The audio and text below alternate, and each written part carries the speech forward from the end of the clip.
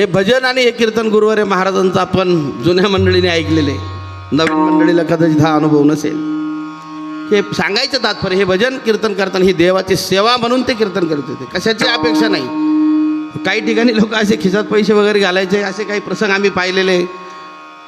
चालू कीर्तनात महाराजांनी ते पैसे वगैरे काढून फेकून दिले काही ठिकाणी, असे प्रसंग. आणि ते बोलले त्या लोकांना की तुमच्या पैशाकरता कीर्तन नाही करीत.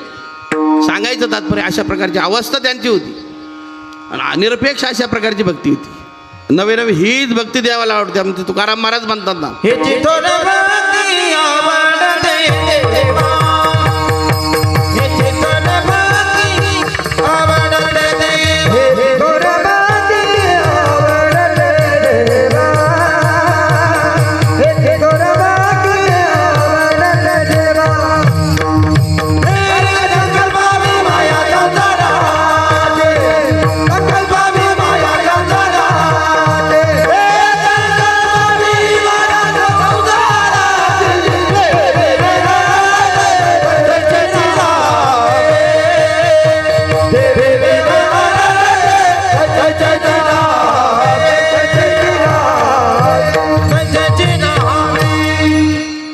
महाराज म्हणतात कोणती भक्ती देवाने केली, देवाला कोणती भक्ती आवडते, जी तुकाराम महाराजांनी केली, जी गुरुवारी सद्गुरू श्री नारायणगिरीजी महाराजांनी केली, अशी भक्ती देवाला आवडणारी कोणती भक्ती.